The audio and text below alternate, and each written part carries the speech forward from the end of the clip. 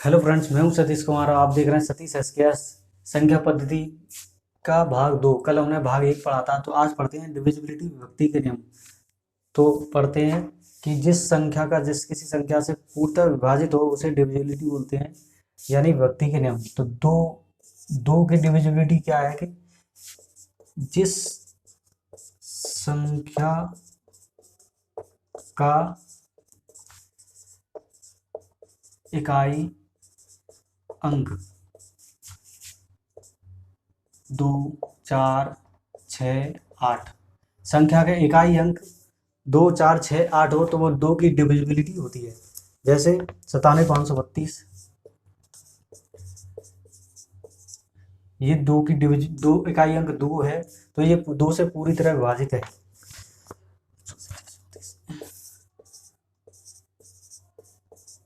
इसका इकाई अंक इकाई, दहाई, सैकड़ा, हजार, 10,000, लाख, यानी इकाई अंक 2 से पूरी तरह विभाजित होने चाहिए, तो 2 की डिविजिबिलिटी बनती है। तो 35, 7, 9,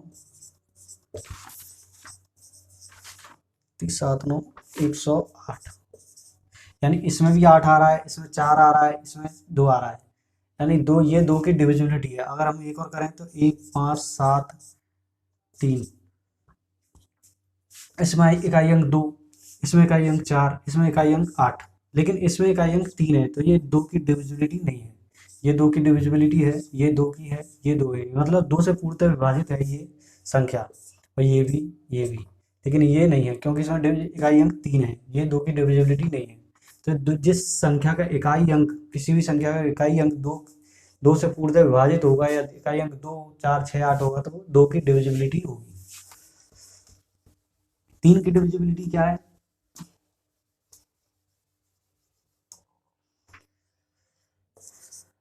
संख्या का योग,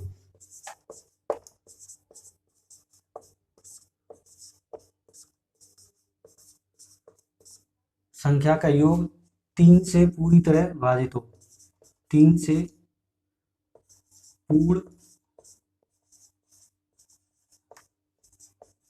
विभाजित हो, यानी 3 से संख्या का योग, 3 से संख्या का कोई भी संख्या का योग 3 से पूरा विभाजित हो, से वह 3 की डिविजिबिलिटी बनती है। जैसे 75, 684, 75, 684, यानी कैसे पहचाना है कि 3 से पूरी तरह विभाजित है?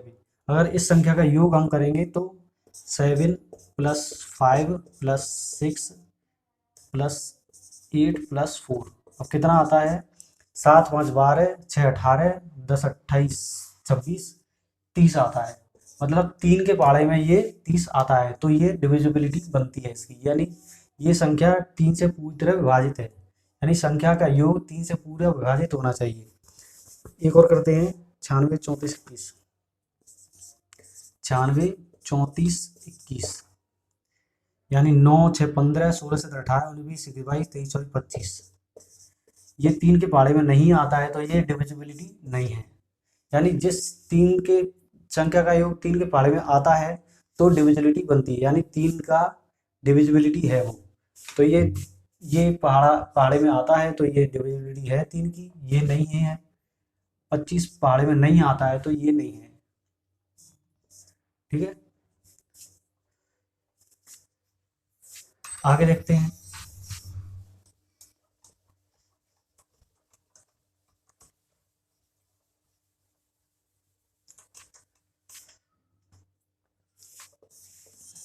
चार के अंतिम दो अंक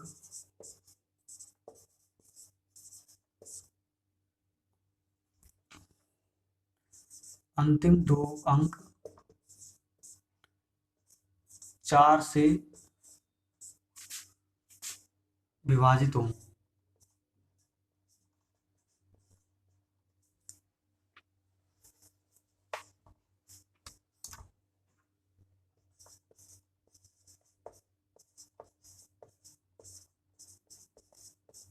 यानी चार चार की डिविजिबिलिटी क्या है कि अंतिम दो अंक, यानी लास्ट के दो अंक, संख्या के लास्ट के दो अंक 4 से पूरी तरह विभाजित होने चाहिए। जैसे 97, 81, 32, 97, 81, 32, अंतिम दो अंक 32 है, ये 4 से पूरी तरह विभाजित है। 4 सत्ते 28, 4 सत्ते 28, 4 अट्ठे 32, ये दो अंक पूरी तरह से विभाजित है, तो यह मतलब पूरी संख्या 4 से विभाजित है। लास्ट के दो अंक अगर चार की डिविजिबिलिटी क्या है कि लास्ट के दो अंक 4 से पूरी तरह विभाजित होना चाहिए, तब ये 4 की डिविजिबिलिटी बनती है।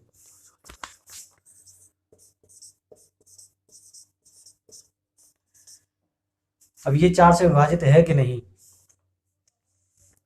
तो 4 के अंतिम दो अंक, ये 4 से ज़्यादा है पूरी तरह भाग, ये 4 का कोई भाग नहीं जाता है इसमें, तो ये डिविजिबिलिटी नहीं है। 4 का डिविजिबिलिटी नहीं है, सिर्फ ये अंतिम दो अंक 4 के पहाड़े में आने चाहिए, तो 4 की डिविजिबिलिटी बनती है। ये डिविजिबिलिटी नहीं बनती है, ये तो ये बनती है। तो लास्ट के दो अंक 4 से पूरी तरह विभाजित होने चाहिए, यानी अंतिम दो अंक 4 से विभाजित हो।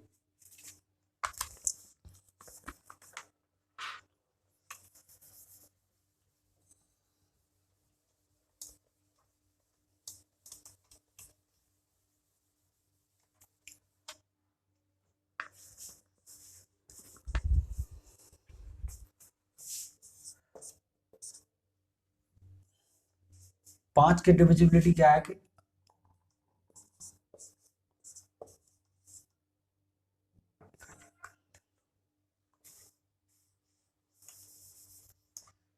पांच की डिविजिबिलिटी क्या है कि इकाई अंक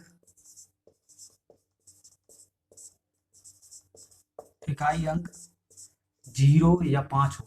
पांच की डिविजिबिलिटी क्या है कि इकाई अंक जीरो या पांच होना चाहिए, जीरो या पांच होना चाहिए, इकाई अंक जीरो या पांच होना चाहिए। जैसे 2 5 6 8 जीरो, ये 5 जीरो आ रहा है, तो ये 5 से पूरी तरह विभाजित है। 4 6 8 5, ये 5 से पूरी तरह विभाजित है।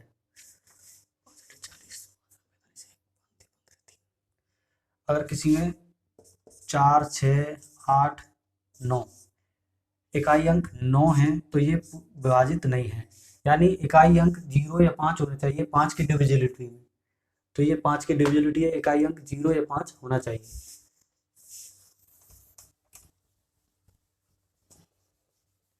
6 की डिविजिबिलिटी क्या बनती है कि इस 6 की डिविजिबिलिटी बनती है 2 की भाजकता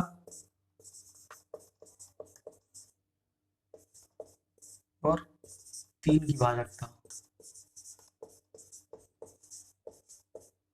यानी संख्या में 2 का भी पढ़ा जाना चाहिए और संख्या में 3 का भी, अगर दोनों का पढ़ा जाता है तो वो 6 की डिविजिबिलिटी बनती है, यानी 4 6 8 3,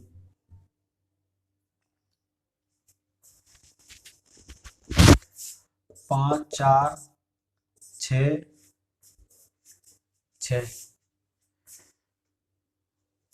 2 3 5 4 6 3 4 8, यानी 2 से भी जाना चाहिए 3 से भी, तो 6 की डिविजिबिलिटी बनती है। तो इसमें कौन सी संख्या है कि इसमें जाएगा नहीं, इसमें 6, इसमें सिर्फ 2 का जा रहा है, 3 का नहीं जा रहा, इसमें 2 का जा रहा है 3 का नहीं जा रहा, इसमें 2 का भी जा रहा है और 3 का भी जा रहा है, तो ये डिविजिबिलिटी बनती है। जिस संख्या में 2 का और 3 का भाग चला जाए वो 6 की डिविजिबिलिटी बनती है।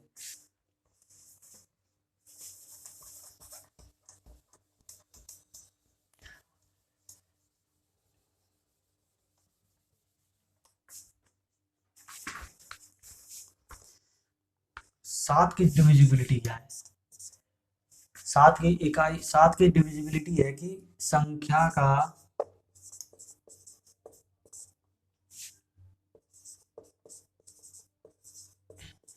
इकाई अंक को घटाकर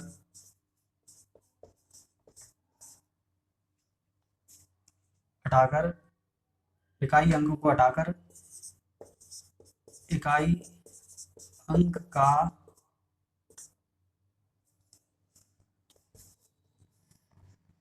अंक का दुगना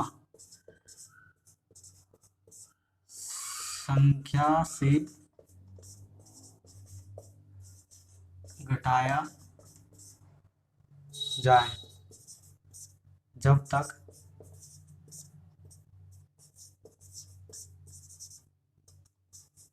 अंतर 0 या 7 ना आ जाए। यानी 7 की डिविजिबिलिटी के अंदर संख्या का इकाई अंक को हटाकर, संख्या के इकाई अंक को हटाकर और उसी इकाई अंक का दुगना संख्या से घटाना है। जैसे मैं एग्जाम्पल बताता हूँ। 882 ये संख्या है, यानी 88 में से इसका दुगना है 4, घटाओ तो 4 84। अब इसका भी दुगना घटाओ तो दुगना घटेगा नहीं, इसका भी दुगना घटाओ तो 84 का दुगना और 4 का दुगना, यानी 4 4 8, यानी 0 आ गया। तो ये 7 से पूरी तरह विभाजित है, पूर्ण विभाजित है। यानी 82 2 दूनी 4, 4 घटाया हमने तो 84। अब 84 में से 4 का दुगना 8, सिंगल बचा ना 8, तो 4 का दुगना 8 ये भी घटाया तो 0 बचा, यानी 0 या 7 आना चाहिए। तो जब तक 0 7 का अंतर ना आ जाए तब तक हमें 7 की डिविजिबिलिटी नहीं होगी, जब तक 0 7 ना आ जाए। इसलिए 0 7 आना जरूरी है 7 की डिविजिबिलिटी के लिए। एक और देख लेते हैं।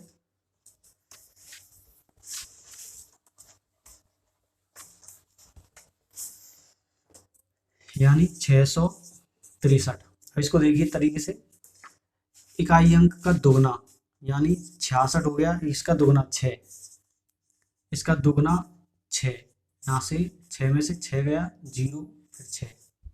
अब ये 60 बचा, इसका दुगना तो होगा ही नहीं, तो 0 ही आएगा। तो 6 की डिविजिबिलिटी नहीं बनती है जी। 8 की डिविजिबिलिटी ये अंतिम 3 अंक, अंतिम 3 अंक 8 से पूर्ण विभाजित हों।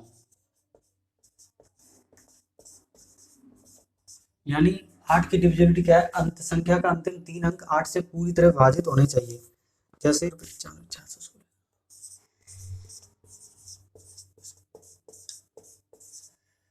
अंतिम 3 अंक ये है, अंतिम संख्या ये है, अंतिम 3 अंक 8 से पूरी तरह ये विभाजित है। यानी 400 विभाजित करके देखो, 8 पंजे 40, 1 6, 8 दूनी 16, ये पूरी तरह विभाजित है ये संख्या। यानी 8 का डिविजिबिलिटी होती है कि अंतिम 3 अंक 8 से पूरी तरह विभाजित होने चाहिए, तो 8 की डिविजिबिलिटी ये बनती है।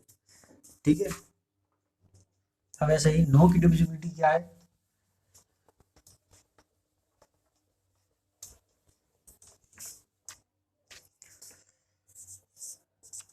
संख्याओं का योग,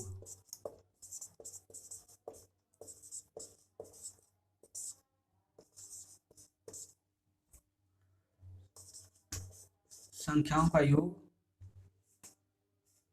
9 से पूर्ण विभाजित हो।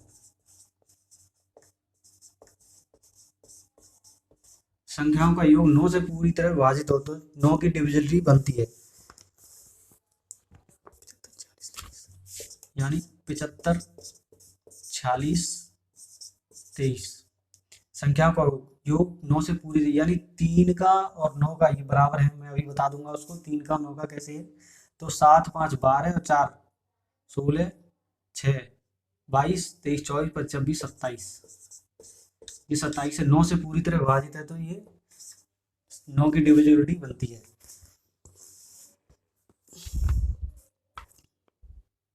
37 56 93, 37 56 93, तो 3 7 10, इसकी डिविजिबिलिटी क्या है, संख्याओं का योग 3 7 10 5 15 6 21 और 9 30 31 33, ये 9 के पहाड़े में 33 नहीं आता है तो ये डिविजिबिलिटी नहीं बनती है। यानी संख्याओं का योग 9 के पहाड़े में आना चाहिए तभी 9 की डिविजिबिलिटी बनेगी।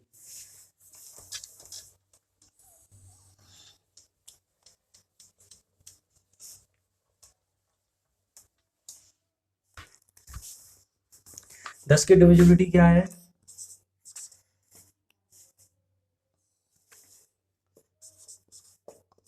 अंतिम अंक,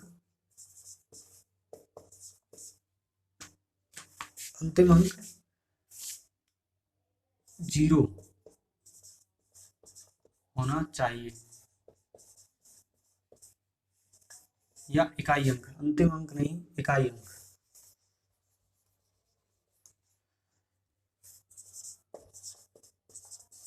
इकाई अंक 0 होना चाहिए। जैसे 10 की डिविजिबिलिटी तय बनेगी, इकाई अंक 0 होना चाहिए।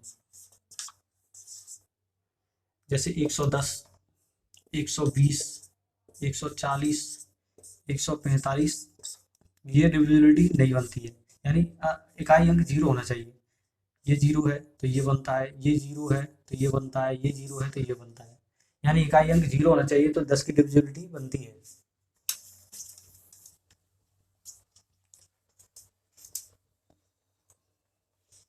अब 11 का 11 का डिविजिबिलिटी क्या है कि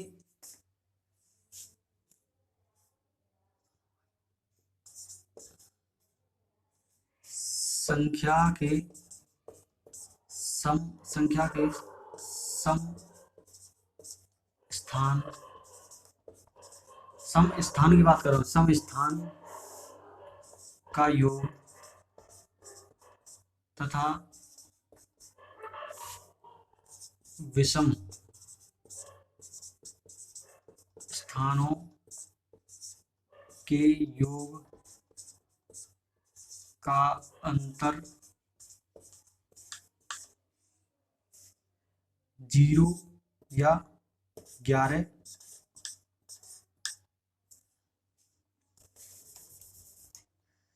0 या 11 होना चाहिए। 0 या 11 होना चाहिए। यानी संख्या के सम स्थान का योग तथा विषम स्थानों के योग का अंतर 10, 0 या 11 होना चाहिए। 0 या 11 होना चाहिए। अब सम स्थान और विषम स्थान यानी इकाई अंक का सम स्थान, यानी सम स्थानों के बारे में है कि सम स्थान ये ये ये और ये, इसका योग 8 + 1 + 4 + 9 -0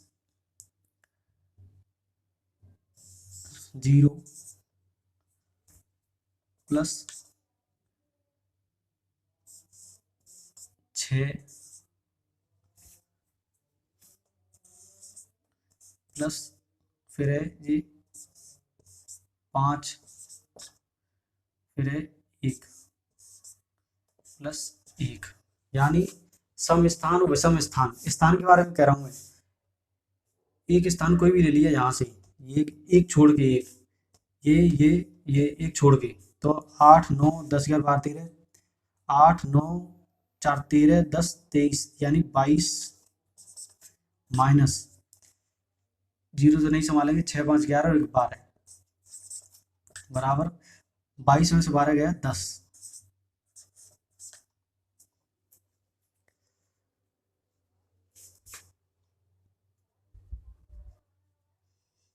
अस्सी 16 45 91, तो ये 10 आ रहा है अंतर, तो ये डिविजिबिलिटी नहीं बनती है। यानी 0 और 11 आना चाहिए तो 10 की डिविजिबिलिटी बनेगी। तो आगे एक और सवाल देखते हैं।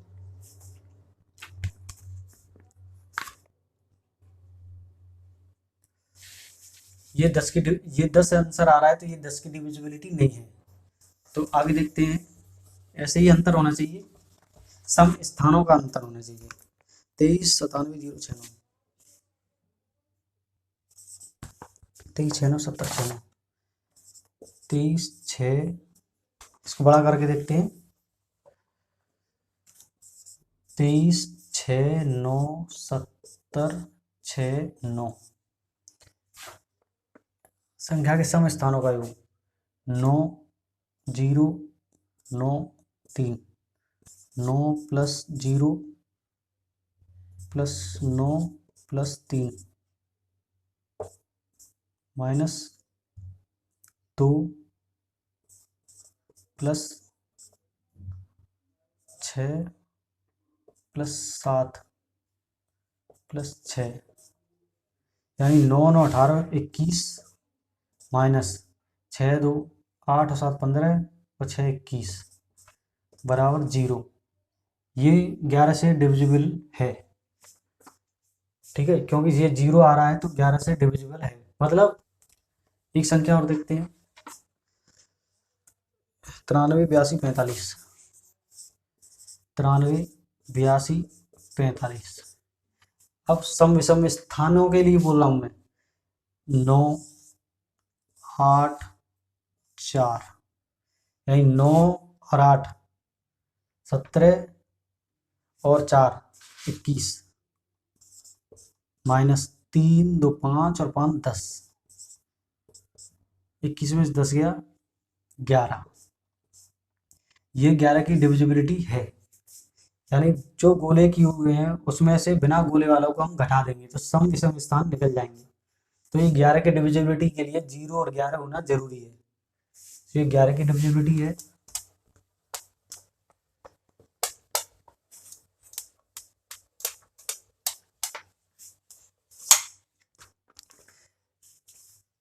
तो ये डिविजिबिलिटी का काम हुआ।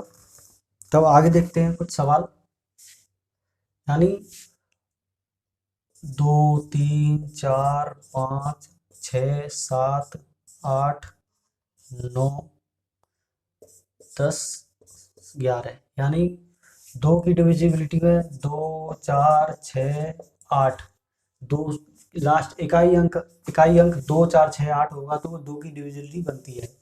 3 में क्या है कि अंकों का योग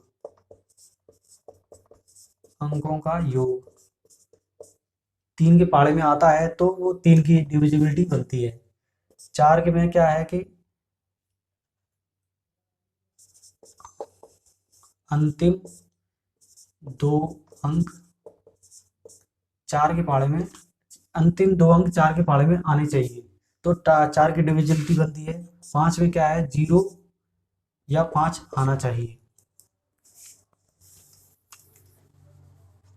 इकाई अंक 0 या 5 होना चाहिए तो 5 की डिविजिबिलिटी बनती है। 6 में क्या है 2 से भी पढ़ा जाना चाहिए और 3 से भी पढ़ा जाना चाहिए उस संख्या में, तो 6 की डिविजिबिलिटी बनती है। 7 में क्या है कि इकाई अंक को घटाकर और संख्या में से उसके दुगने को घटाकर तब तक घटाते रहिए जब तक 0 और 7 ना आ जाए। 8 की क्या है अंतिम 3 अंक 8 के पहाड़े में अंतिम 3 अंक 8 के पहाड़े में आना चाहिए। 8 के पहाड़े में अंतिम 3 अंक 9 में क्या है कि अंकों का योग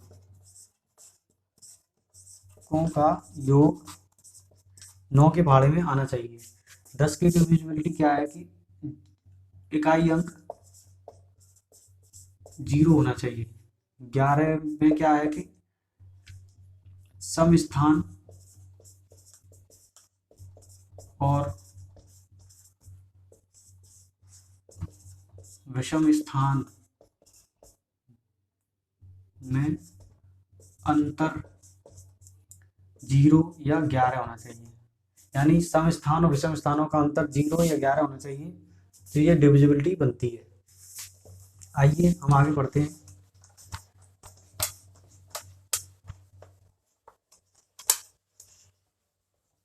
अब कुछ सवालों को लेकर आते हैं।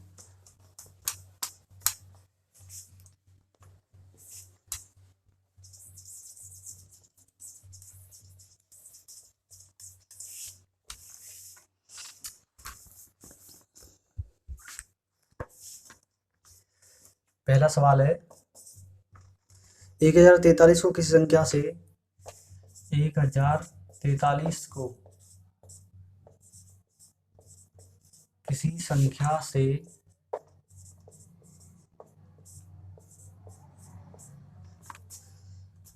भाग देने पर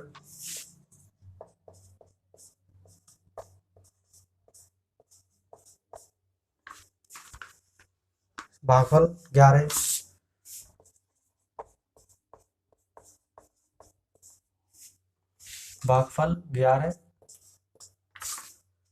तथा शेषफल 20 प्राप्त होता है।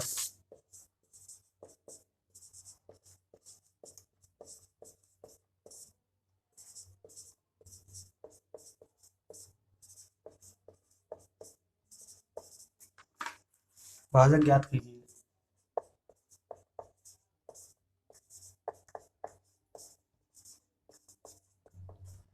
यानी संख्या है 1043 को किसी संख्या से भाग देने पर 1043 को किसी संख्या से भाग देने पर भागफल तो 11 आता है तथा शेषफल 20 आता है।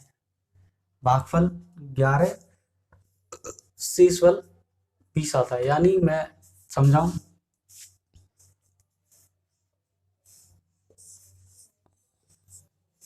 1043 को किसी संख्या से भाग देने पर 1043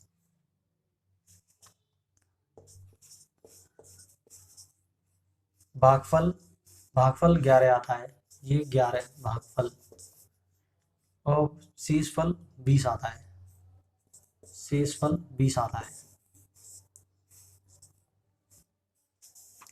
तो भाजक ज्ञात कर, हमें ये ज्ञात करना है। यानी ये है भागफल,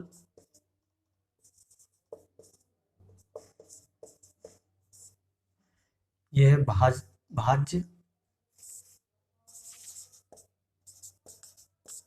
ये है शेषफल।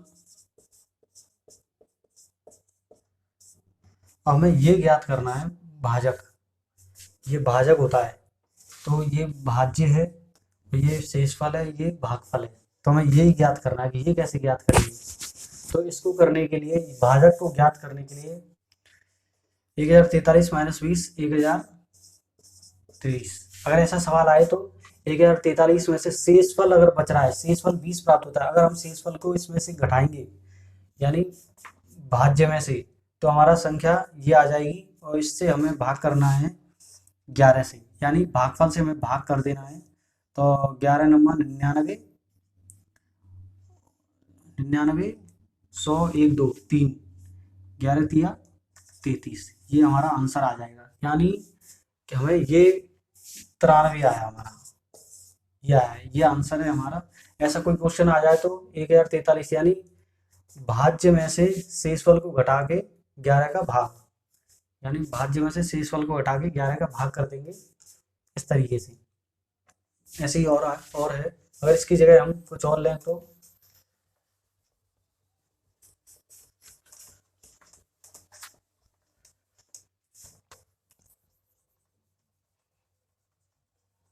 या 43 या 20, 10,690, 10,690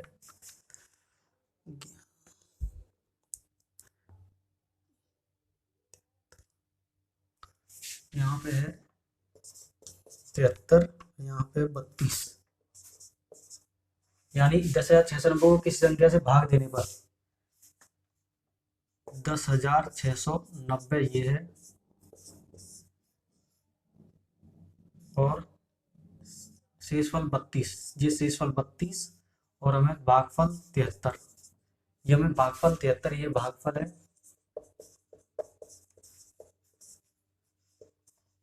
ये भाज्य है, ये शेषफल। तो हमें ये ज्ञात करना है, ये ज्ञात करना है जो भाजक है। तो कैसे ज्ञात करेंगे, इस 10,690 में से 5 10, अब इसमें से 73 का भाग कर देंगे,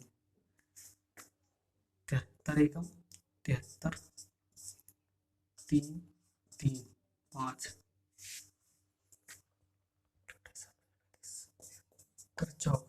बारह तो हासिल 1, 728 और 1 29, 292, यानी 3 4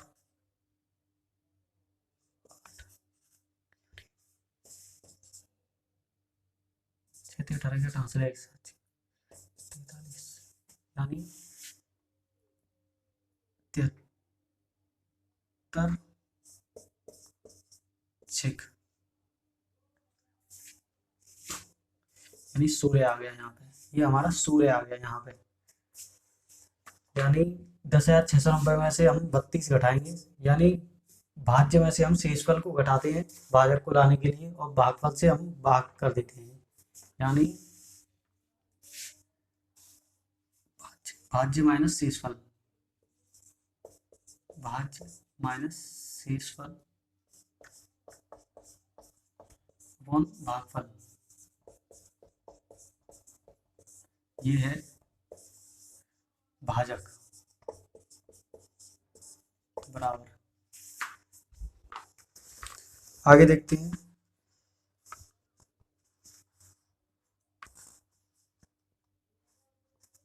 एक हजार में से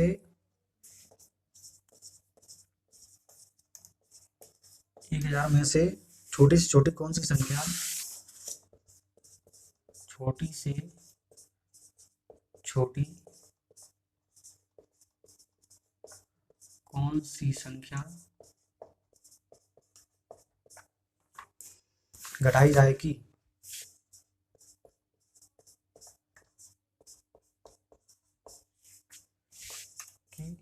घटाई जाएगी शेष बची संख्या 19 से पूर्ण विभक्त हो, शेष बची संख्या 19 से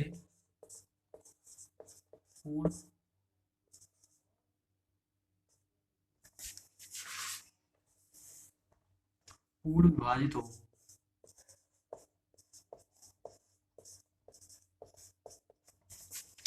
अब 1000 में से छोटी से छोटी कौन सी संख्या घटाई जाए कि शेष बची संख्या 19 से पूर्ण विभाजित हो। तो 1000 में से कौन सी छोटी से छोटी को 1000 में से कौन सी संख्या घटाई जाए कि 19 से पूर्ण विभाजित हो जाए, यानी हम इसका क्या करेंगे, 1000 से भाग कर लेंगे 19 का, 19 पंजे 85, 19 पंजे 95, 19 पंजे 95, 5 19 दूनी 38, 2 1, यानी 12 ऐसी संख्या है जो हमें 1000 में से घटाएंगे तो 19 से पूरी तरह विभाजित हो जाएगी। 12 को हम घटाएंगे, 1000 में से हम 12 को घटा देंगे तो 19 से पूरी तरह विभाजित हो जाएगी, यानी कि शेष बची संख्या 19 से पूर्ण, 12 को हम घटा देंगे तो 19 से पूरी तरह विभाजित हो जाएगी। और इसकी जगह हम दूसरी संख्या कुछ कर दें,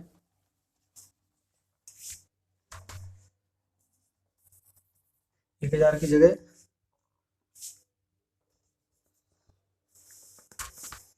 3100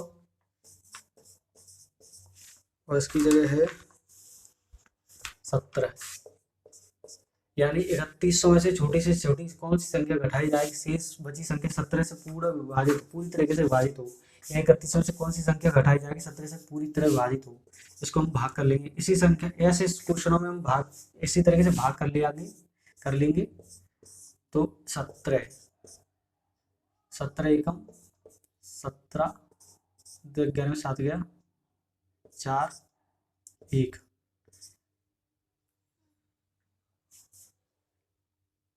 17 7 50 119, 17 8 6 5 8 8 9 13 136, 17 8 136, 4 0, 17 दूनी 34, यानी 6, ये 6 हम 3100 में से 6 घटाएंगे तब हमारा 17 से पूर्णतः विभाजित होगी। इसको हम वेरीफाई करेंगे 3100 में से 6 घटाओ, 10 में 6 गया 4 9 और 30, यानी 30 94, हम इसको करके देखेंगे, वेरीफाई करेंगे इसको। 30 94 17 से करो, क्योंकि हमने 3100 में से 6 हमें घटाना है। लिखा है कि कौन सी संख्या घटाई जाए, तो हमने 6 घटा दिया, तो 17 से पूर्णतः विभाजित होगी। 17 एकम 17,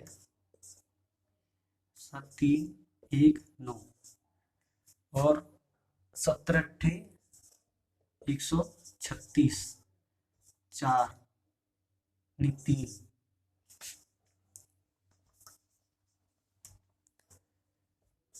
3 4 17 दूनी 34, यानी हमारा ये वेरीफाई हो गया है। यानी हमें 6 संख्या घटानी है, ये वेरीफाई हो गया है, ये 6 घटानी है, तब हमारा 31 से 17 से पूरी तरह विभाजित हो जाएगा।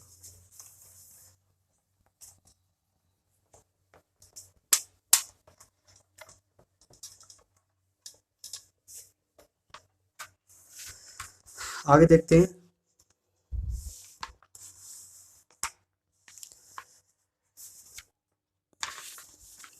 6 7 67 84 गुणा 786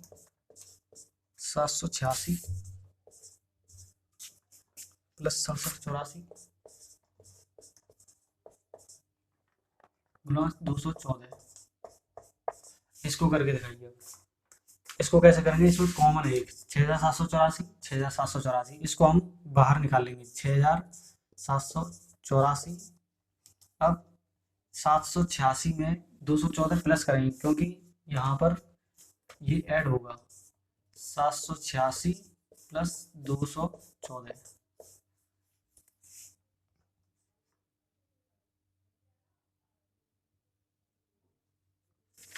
तो 6784 गुणा 6 और 4 10, 6 और 4 10 की 0 हासिल 1, 8 और 1 9 और 1 10 की 0 हासिल 1, 7 और 1 8 9 10।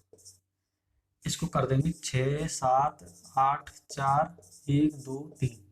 ये आंसर हमारा आ जाएगा। इस तरीके से इस सवाल को करेंगे हम। और देखिए,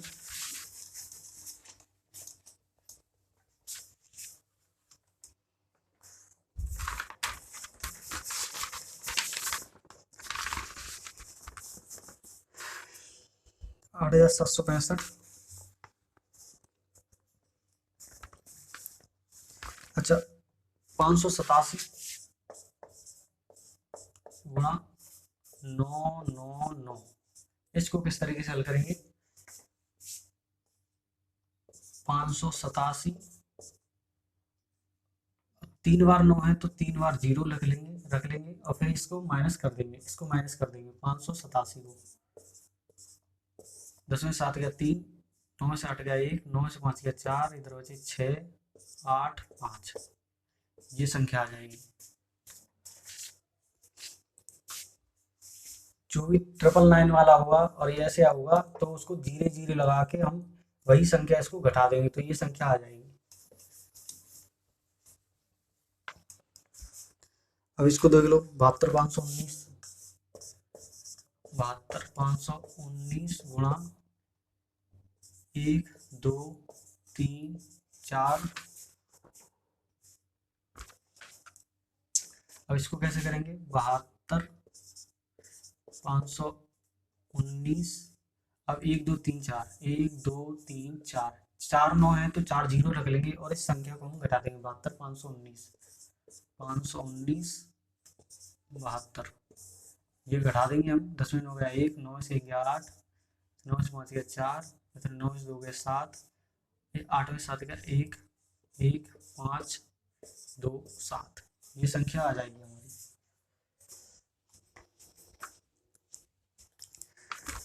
तो फ्रेंड्स, हमारा वीडियो कैसा लगा, तो ये संख्या पद्धति का दूसरा भाग था। अब थर्ड भाग हम कल कराएंगे। तो आज इतना ही। तो कमेंट्स करना, लाइक करना, शेयर करना।